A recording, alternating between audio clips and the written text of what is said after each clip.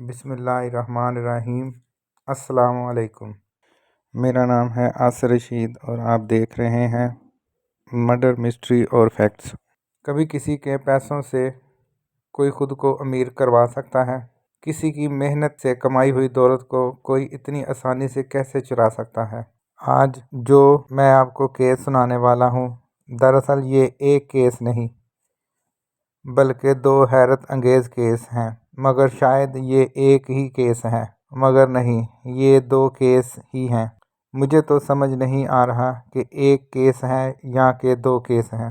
میں تو بہت کنفیوز ہوں۔ آپ ہی میری مدد کر سکتے ہیں اور مجھے بتا سکتے ہیں کہ ایک کیس ہے یا کہ دو کیس ہیں۔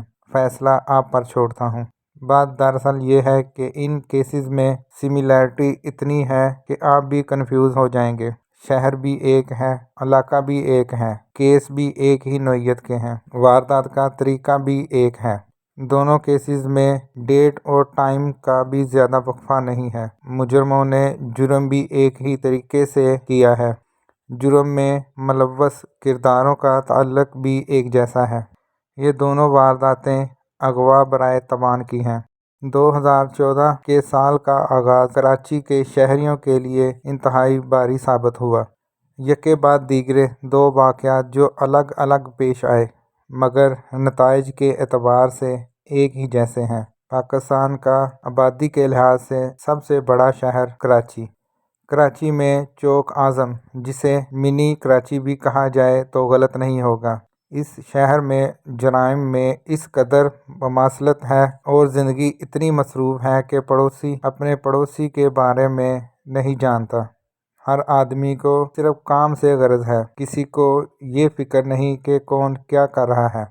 اغوا برائے تاوان کی دو وارداتیں، ایک سال 2013 کے بالکل آخر میں اور دوسری 2014 کے بالکل شروعات میں ہوئی۔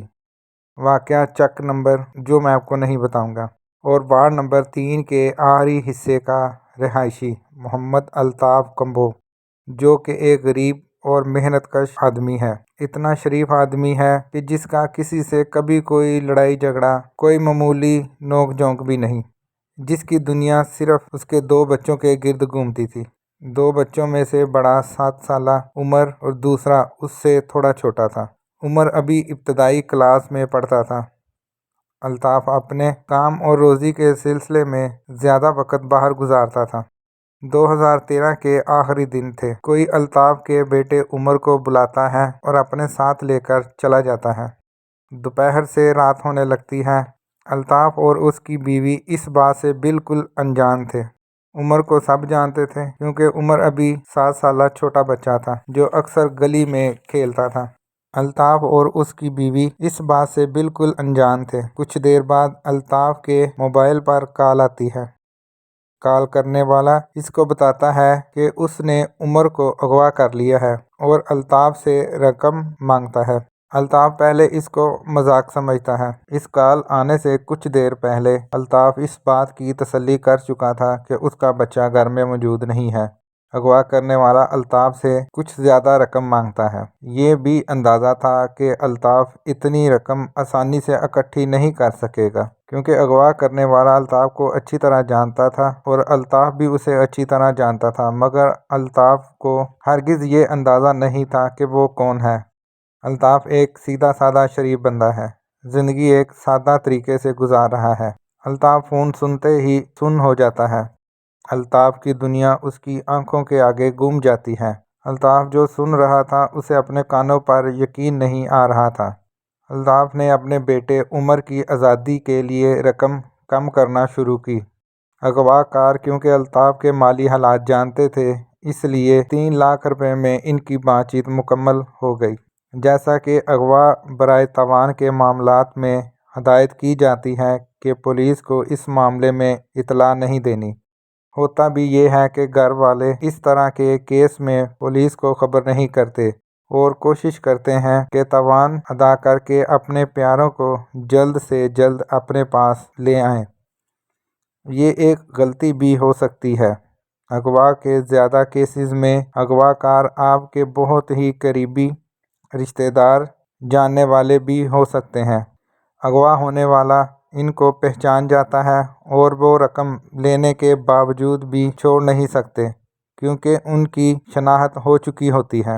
بہت کم کیسز ہوتے ہیں جن میں اغوا کار آپ کو جانتے نہ ہوں مگر پھر بھی ان کو آپ کی مالی حیثیت کے بارے میں معلوم ہوتا ہے، آپ کی ریکی کی گئی ہوتی ہے۔ سب کچھ معلوم کرنے کے بعد اغوا کار یہ قدم اٹھاتے ہیں۔ الطاف نے بھی پولیس کو اطلاع نہیں کی۔ اغوا کاروں نے 3 لاکھ کو اکٹھا وصول نہیں کیا، یا ہو سکتا ہے الطاف ان کو 3 لاکھ اکٹھے دے نہیں سکتا تھا، بلکہ 1,50,000 روپے پہلے طے کر لیا گیا۔ 1,50,000 روپے لینے کے لیے جگہ اور وقت الطاف کو بتا دیا گیا۔ ابھی تک انہوں نے پولیس کو اطلاع نہیں دی تھی۔ 1,50,000 ادا کرنے کے بعد الطاف ان سے بار بار کہتا رہا کہ اس کی بات اس کے بیٹے محمد عمر سے کروائی جائے، مگر اغوا کار پہلے اس کو مطلوبہ رقم ادا کرنے کو کہتے رہے اور اس کو گارنٹی دیتے رہے کہ اس کا بیٹا بالکل ٹھیک ہے، جب وہ ان کی پوری رقم ادا کرے گا تو وہ اس کے بیٹے کو چھوڑ دیں گے۔ اغوا کار ایک شاطر ذہن کا مالک تھا اور محمد الطاف کے آس پاس ہی رہا۔ جیسے جیسے وہ الطاف کی اس کے بیٹے سے بات کو ٹال رہے تھے، الطاف اور اس کی فیملی کے خدشات میں اضافہ ہو رہا تھا، مگر ان کے پاس رقم ادا کرنے کے علاوہ کوئی اور چارہ نہیں تھا۔ ان کو ایک امید تھی کہ ان کا بیٹا صحیح سلامت واپس آ جائے گا۔ اغوا کاروں نے باقی 1,50,000 روپے اور ادا کرنے کو کہا۔ الطاف نے بڑی مشکل سے رقم اکٹھی کی، اغوا کاروں کی بتائی ہوئی جگہ پر رقم پہنچا دی اور ادھر سے رقم وصول بھی کر لی گئی۔ رقم وصول کرنے کے بعد اغوا کاروں سے الطاف کا رابطہ بالکل بند ہو گیا۔ الطاف نے جب بھی کال کی تو آگے سے موبائل بند ہونے کی اطلاع ملی۔ مسلسل فون سوئچ آف ہونے پر الطاف اور اس کی فیملی کو پریشانی لگ گئی اور ان کے سب اندیشے ظاہر ہو گئے۔ اب ان کو لگ رہا تھا کہ کچھ انہونی ہو گئی ہے، مگر وہ یہ بات زبان پر نہیں لا سکتے تھے۔ پھر الطاف اور اس کی فیملی نے پولیس کے پاس جانے کا فیصلہ کیا۔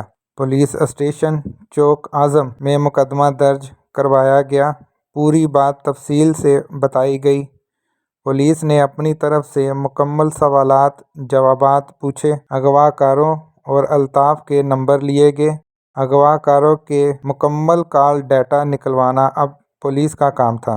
پولیس اسٹیشن چوک اعظم میں ایس ایچ او منظور خان مہرانی کو ابھی تعینات ہوئے 2 مہینے ہوئے تھے۔ ان 2 مہینوں میں ایس ایچ او نے شہر سے منشیات فروشی، جسم فروشی، موٹر سائیکل کی وارداتوں کا بڑے خوبصورت انداز اور مہارت سے خاتمہ کیا۔ شہری ان کی تعریف کرتے ہوئے دکھائی دیے۔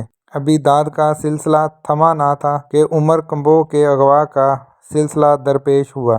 بظاہر بہت مشکل مرحلہ تھا کہ تاوان کی ادائیگی کے بعد بھی محمد عمر کمبو واپس نہیں ملا۔ شہری ابھی نیم غشی میں تھے کہ 4 جنوری 2014 کو اغوا کا دوسرا واقعہ پیش آ گیا۔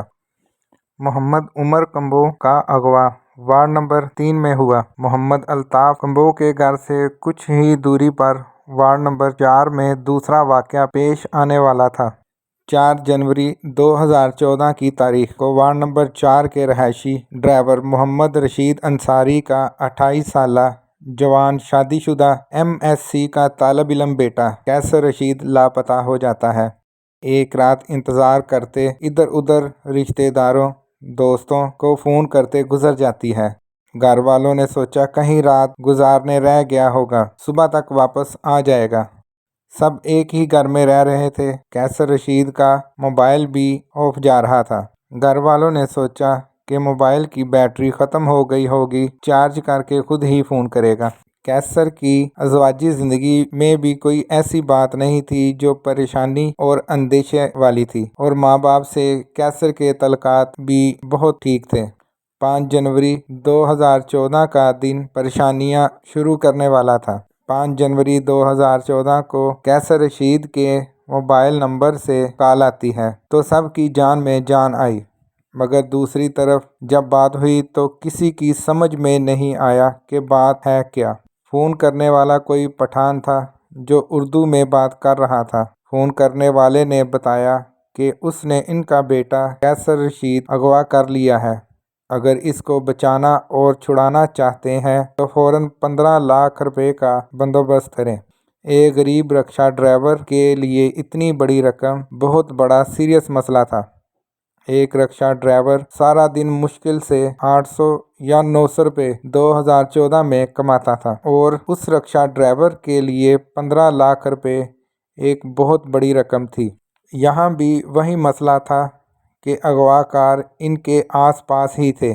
एक था या एक से ज़्यादा, कौन थे और इनको कैसे पता था कि मोहम्मद रशीद जो कि एक मामूली रिक्शा ड्राइवर है उसके पास मतलूबा रकम मौजूद है या कि वो बंदोबस्त कर सकता है। अगवाकारों को इतना यकीन क्यों और कैसे था? उन्होंने इसी घर को ही निशाना क्यों बनाया? अगवा के पीछे मकसद क्या था? किसके कहने पर अगवा किया गया? सबसे बड़ा सवाल कि अगवाकार कौन थे। 15 लाख रुपए का सुनकर मोहम्मद रशीद और उसकी फैमिली परेशान हो गए। बहरहाल इनको इतनी बड़ी रकम का बंदोबस्त करने को कहा गया, वरना कुछ भी हो सकता था। इस वाकया के बाद शहरी कदरे नींद से बेदार हुए और सारी जिम्मेदारी पुलिस पर डाल दी। SHO के खिलाफ जाती बुग़्ज़ रखने वाले भी मैदान में आ गए और अगवा बराए तवान की वारदातों की वजह से शहरी खौफो खराश में मुब्तला होने लगे। अफवाहें गर्दिश करने लगी। लोग अपने बच्चों को घर से बाहर निकालने से भी डरने लगे। अफवाहों का बाजार फुल गर्म था। एक पठान का तवान मांगना भी ज़ाहिर कर रहा था कि अगवाकार किसी और इलाके से ताल्लुक़ रखते हैं और हो सकता है कि कैसर को अगवा करके कराची से दूर ले गए हों। इसी दौरान पुलिस बहुत होशियारी से अपना काम करती रही। रोज़ बरोज़ परेशानी बढ़ती जा रही थी। वालिदैन अलग परेशान थे और शहर में खौफ का माहौल अलग बना हुआ था। ताजरान जुज़वी और इनफरादी एहतजाज कर रहे थे। इत्तफाक की बात ये थी जो सब के लिए तशवीश का बायस थी। कैसर रशीद के घर जो भी मिलने आता, कोई मुक़्तदर शख्सियत आती, कोई पुलिस अफीसर आता, कोई मोहल्ला या इलाके का मोतबर शख्सियत आती तो कैसर रशीद के वालिद को फ़ौरन कॉल आ जाती कि फ़लाँ बंदा घर आया था, तुम चाहते क्या हो? अपने बेटे की ज़िंदगी चाहते हो या कि नहीं? हमने तुम्हारे घर पर नज़र रखी हुई है, तुम्हारी एक एक हरकत पर हमारी नज़र है, वगैरह वगैरह। कैसर का वालिद मोहम्मद रशीद फ़ौरन घबरा जाता और किसी भी किस्म की कानूनी कार्रवाई से गुरेज करता। इसी चक्कर में आकर उसने अगवाकारों को फ़ोन पर बात तय करके 15 लाख रुपए से रकम कम करवाकर 5 लाख रुपए तवान अपने शहर के एक स्कूल के ग्राउंड में जा कर दिए। 5 लाख रुपए वसूल करने के बाद मोहम्मद रशीद ने अपने बेटे की रिहाई की बात की तो अगवाकार पहले तो बात टालते रहे। फिर उन्होंने कहा कि तुम चांदनी चौक पहुंच जाओ, तुम्हारा बेटा मिल जाएगा, मगर अगवाकारों ने धोखा दिया। मोहम्मद रशीद काफ़ी टाइम तक चांदनी चौक में इंतज़ार करता रहा, मगर इसका बेटा वहां ना आया। मोहम्मद रशीद मजबूर होकर घर वापस लौट आया और अगवाकारों को फिर राब्ता कायम करना शुरू कर दिया, मगर उनका नंबर, वो नंबर जो कैसर रशीद के ज़ेरे इस्तेमाल था, मुसलसल ऑफ जा रहा था। मगर चंद दिन के बाद अगवाकारों की कॉल आई और मज़ीद 3 लाख रुपए का इंतज़ाम करने को कहा, मगर कैसर के वालिद का इसरार था कि मेरे बेटे से पहले बात करवाओ, फिर 3 लाख दूंगा। मुल्ज़मान मोहम्मद रशीद से कैसर की बात ना करवाते थे। दूसरी तरफ उमर कंबो के वाक़े से भी कैसर का वालिद परेशान था। बिला आखिर 15 जनवरी 2014 को थक हार कर मोहम्मद रशीद ने चौक आज़म पुलिस स्टेशन में मुकदमा दर्ज करवा दिया। पुलिस के ऑपरेशनल काम के साथ साथ अहम काम तफ्तीश का भी है। पुलिस को जब किसी जुर्म की कोई इतला मिलती है या केस रजिस्टर्ड होता है तो ज़ाब्ता फौजदारी की दफ़ात 152, 155 और 174 के तहत पुलिस तफ्तीश करती है। मुकदमा दर्ज करवाने के बाद ملزمان نے فوراً فون کیا کہ تم نے مقدمہ درج کروا کر اچھا نہیں کیا، اب اس کا انجام بھگتنے کے لیے تیار رہنا۔ مقدمہ درج ہونے کے بعد اب پولیس اس کھوج میں تھی کہ وہ بندہ کون ہے جو ان کے ارد گرد رہتا ہے، جو ملزمان کو خبریں پہنچاتا ہے، جو ملزمان کو پل پل کی رپورٹ دے رہا ہے۔ پولیس نہایت خاموشی سے اس بندے کو تلاش کر رہی تھی۔ پولیس دونوں کیسز میں ایک نکتے پر حیران تھی کہ کیسے دونوں کو کوئی آرام سے اغوا کر کے لے گیا۔ اب پولیس کیونکہ اس معاملے میں آفیشل طور پر کود پڑی تھی، اس لیے اب پولیس نے محمد رشید کو ہدایت دینا شروع کر دی۔ تاوان کی ادائیگی کے لیے جب ملزمان نے دوبارہ محمد رشید پر دباؤ ڈالا تو کیسر کے والد نے پولیس کے کہنے پر حامی بھر لی اور اب کی بار اغوا کاروں نے کراچی میں نہیں بلکہ ملتان میں رقم پہنچانے کا کہا۔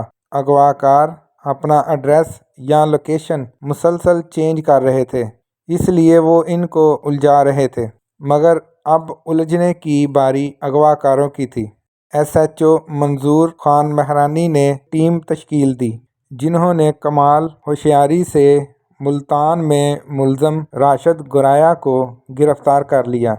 گرفتار کرنے کی ڈیٹیل اس لیے نقل نہیں کر رہے کہ آئندہ کسی ملزم کے لیے احتیاط کا سبب نہ بن جائے۔ جب ملزم اور اس کا ڈرائیور پکڑا گیا تو حیرت کے مارے سب کی چیخیں نکل گئیں۔ اغوا کرنے والے کون تھے؟ ان کا مقصد کیا تھا؟ یہ بعد میں بتاتے ہیں۔ پہلے محمد عمر کمبو والا کیس کس طرح حل ہوا؟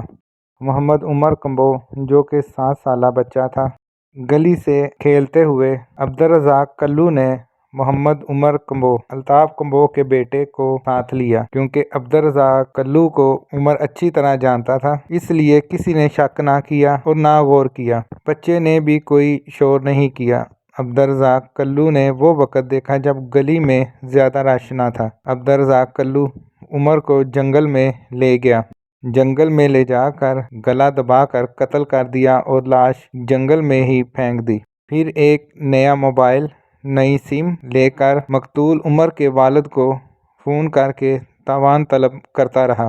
3 لاکھ روپے وصول کرنے کے بعد جب الطاف کمبو نے اپنے بیٹے کی آواز سننے اور رہائی کے لیے زور ڈالا تو عبدالرزاق کلو ڈر گیا اور اسی گھبراہٹ میں وہ کراچی سے لاہور آ گیا۔ پولیس نے جب علاقہ میں اپنے مخبر دوڑائے تو پتہ چلا کہ عمر کے اغوا کے کچھ عرصہ کے بعد ایک بندہ عبدالرزاق کلو غائب ہے۔ اس کے علاوہ موبائل فون ڈیٹا کے ذریعے پولیس اسٹیشن چوک اعظم اس تک پہنچی۔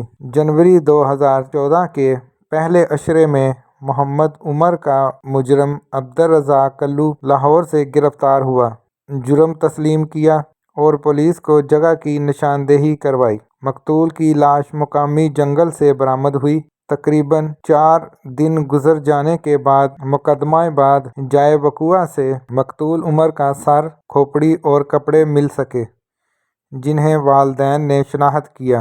مجرم کے اقبال جرم کے بعد مقدمہ درج ہو گیا۔ عبدالرزاق کلو کون تھا؟ کیسر رشید کہاں تھا اور کیوں؟ اب کیسر رشید کے کیس کی طرف آتے ہیں۔ راشد گرایا سے رات بھر تفتیش ہوتی رہی۔ پولیس کو اس پر زیادہ محنت نہیں کرنی پڑی۔ راشد گرایا بھی کراچی کا رہنے والا تھا۔ ملزمان فون پر اردو میں پٹھانوں کے لہجے میں بات کرتے تھے۔ تفتیش کے دوران راشد گرایا نے بتایا کہ کیسر رشید کو قتل کر دیا ہے اور اسے ہم نے وارڈ نمبر 3 کے آخر میں زاہد کے گھر کے مکان میں گڑھا کھود کر دفن کر دیا تھا۔ پولیس نے مذکورہ مکان سے ایک اور مجرم زاہد کو گرفتار کر لیا، جو بڑے سکون سے مطمئن سویا ہوا تھا۔ دونوں ملزمان شہر کے ایک کھاتے پیتے گھرانے کے چشم و چراغ تھے۔ ان کے والد اور چچا بظاہر شریف لوگ تھے۔ دونوں زاہد اور راشد نے شہر میں لکی کمیٹی اور موٹر سائیکلوں اسکیموں کے نام سے کام شروع کیا، جس میں نقصان ہوتا گیا اور رقم پوری نہیں ہو پا رہی تھی۔ انہوں نے ادھار لینا شروع کر دیا۔ جب قرض کی رقم زیادہ ہو گئی اور قرض داروں نے واپسی کی ڈیمانڈ کرنی شروع کر دی تو انہوں نے اس کا آسان اور مختصر حل سوچا کہ تاوان کی رقم سے قرض اتاریں گے، مگر انہوں نے یہ تو سوچا ہی نہیں تھا کہ قیصر رشید نہ صرف ان کو جانتا ہے بلکہ ان کو اچھی طرح پہچانتا اور ان کی رہائش کا بھی علم تھا۔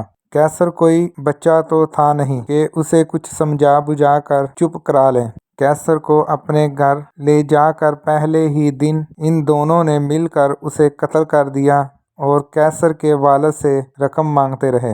قیصر کے قتل کی خبر شہر میں آگ کی طرح پھیل گئی۔ صبح سویرے قیصر رشید کی لاش کو نکالا گیا، پوسٹ مارٹم کے لیے ہاسپٹل بھیجا گیا۔ پورے شہر میں سوگ نہ صرف بازار بند کیا بلکہ ہمدردی میں پرامن جلسہ بھی کیا۔ پورا شہر سوگوار اور مظلوم خاندانوں محمد عمر اور قیصر رشید کے غم میں ڈوبا ہوا تھا۔ دوسری طرف مجرمان کی گرفتاری پر تھوڑے دن پہلے جو لوگ پولیس پر ناراض تھے اب شاباش دے رہے تھے۔ لوگوں نے پولیس کو نقد انعامات بھی دینے کا اعلان کیا۔ پورے شہر نے جلوس کی شکل میں ایس ایچ او کے پاس جا کر انہیں ہار پہنائے۔ کراچی شہر میں پہلی مرتبہ ہوا کہ خواتین بھی بچوں کے ساتھ شہر میں نکلیں اور قاتلوں کو سزا اور پھانسی کا مطالبہ کیا۔ قیصر رشید کی نماز جنازہ میں ہزاروں لوگوں نے شرکت کی۔ اب آخر میں یہ سوال کہ قاتل کون تھے؟ عبدالرزاق کلو محمد عمر کا قریبی ہمسایہ تھا، اس لیے الطاف کمبو کی فیملی اور عمر بھی اس کو اچھی طرح جانتے تھے۔ عبدالرزاق کلو بھی اسی طرح راشد گرایا بھی قیصر رشید کا ہمسایہ تھا۔ زاہد گرایا اور راشد گرایا اور زاہد گرایا آپس میں بھائی تھے۔ زاہد گرایا کیونکہ ہمسایہ تھا اس لیے بظاہر ہمدردی جتانے اور قیصر رشید کو تلاش کرانے میں پیش نظر آیا اور ساری خبریں وہیں پہنچاتا رہا۔ راشد گرایا اور زاہد گرایا کو بھی قیصر کی فیملی بہت اچھی طرح جانتی تھی، مگر ان کے وہم و گمان میں بھی نہیں تھا کہ ان کے ہمسائے یہ سب کر دیں گے۔ عبدالرزاق کلو اور زاہد گرایا اور راشد گرایا کو پیسوں کی بہت ضرورت تھی، مگر اس کا مطلب یہ ہرگز نہیں کہ وہ کسی کے پیسوں پر نظر رکھیں اور انہیں حاصل کرنے کے لیے دو معصوموں کو قتل کر دیں۔ پیسوں کی ضرورت کس کو نہیں ہوتی؟ کیا سارے لوگ پیسے حاصل کرنے کے لیے یہی طریقہ اختیار کرتے ہیں؟ کیا جن کو پیسوں کی ضرورت ہوتی ہے وہ سب یہی کچھ کرتے ہیں؟ ہرگز نہیں۔ پولیس بھی آخر تک یہی سوچتی رہی کہ یہ کوئی قریبی ہی ہو سکتا ہے۔ پولیس اس معاملے پر بھی تفتیش کرتی رہی کہ ان دونوں قتلوں کا آپس میں کوئی تعلق تو نہیں، مگر یہ صرف ایک اتفاق ہی تھا کہ وارڈ نمبر 3 کے رہائشی محمد الطاف کمبو اس کے بیٹے محمد عمر کمبو کا قاتل عبدالرزاق کلو اس کو جنگل میں قتل کر دیتا ہے، اور وارڈ نمبر 4 کے رہائشی محمد رشید کے بیٹے قیصر رشید کے قاتل راشد گرایا اور زاہد گرایا نے اس کو قتل کرنے کے بعد وارڈ نمبر 3 میں دفن کر دیا۔ کچھ دنوں کے فرق سے دو قتل بہت نزدیک رہنے والے قتل ہوئے اور قاتل بھی ہمسائے نکلے۔ یہ حیرانگی والے کیسز تھے۔ اغوا برائے تاوان کے کیسز میں تاوان لے کر رہائی کے چانس بہت کم کیسز میں ہوتے ہیں۔ ان دونوں کیسوں میں پولیس کی جتنی تعریف کی جائے کم ہے۔ اعتبار ضرور کریں مگر کبھی بھی احتیاط سے لاپرواہی بالکل نہ کریں۔ ہر پڑوسی غلط نہیں ہو سکتا۔ جس کو پیسوں کی ضرورت ہو ہر وہ بندہ غلط نہیں ہوتا اور نہ وہ اس طرح کے کام کرتا ہے۔ یہ صرف چند لوگ ہوتے ہیں جن کے دل مردہ ہوتے ہیں۔ ہمیشہ چوکنے رہیں، ارد گرد کے ماحول سے باخبر رہیں، اور مجھے اب اجازت دیں، بہت جلد آپ کے پاس ایک نیا کیس لے کر آؤں گا۔ اللہ حافظ۔